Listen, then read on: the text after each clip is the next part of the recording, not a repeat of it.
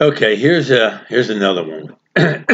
Give you another sense of Jimmy Duff. Okay, uh, I told you before, Duff would kind of make kind of easy going, and but all of a sudden, he blow his stack, He'd go from level to, Anyway, we're in the old 48 Plymouth.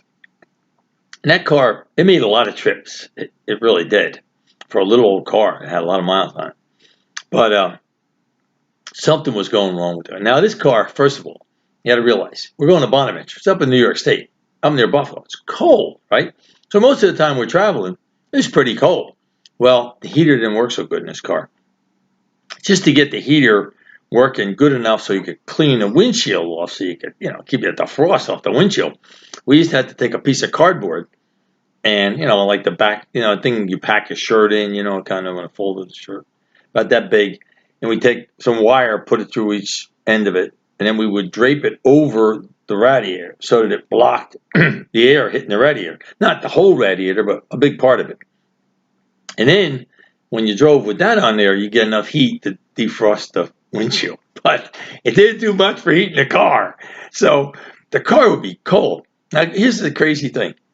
We would almost always have six people in the car. 5, 6 people all the time.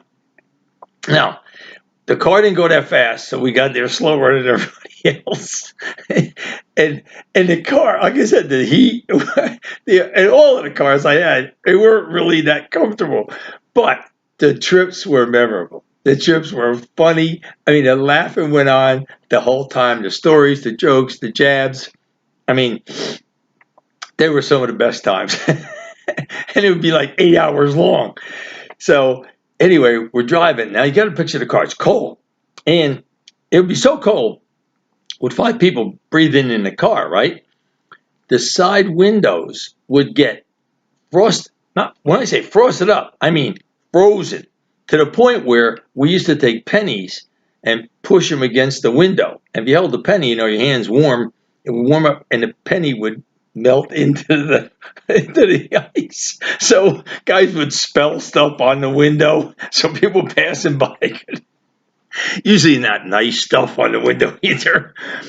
But they take pennies and put them. That was their, while they were entertaining themselves driving. That's how cold it was in the car. So, anyway, we're driving. I'm driving at this point in time. So Duff's sitting over in the shotgun seat. It was a 3-seat. We usually had somebody in the middle too because we're packed in a car, and it had a bench seat. So anyway, but the car was there was something failing in the car. I'm not sure if it was the transmission, the universal, the rear. I don't know, but the car would start to shake. It would just always shake, and the shake would get a little worse each trip, a little worse. I had it in, I looked at it, I couldn't find nothing in. I think it's inside somewhere, and I figured I don't have that kind of money to fix it. So it was always cheaper to buy another car for 10 or 15 bucks than to spend a lot of money fixing it. Anyway, so the car's shaking. Well, one of the ways that the shaking one of the things that affected most was the door on the glove compartment. The door on the glove compartment would shake all the time because the car would vibrate, but that thing would bang all over the place.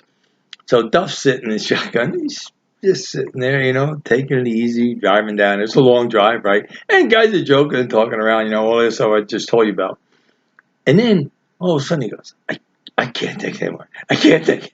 And everybody, we all look over like, oh boy, what now? He grabs the door on the, you just push a button, it opens. He grabs the door on the glove compartment. He just like, Argh! Now, this is a 1948 Plymouth.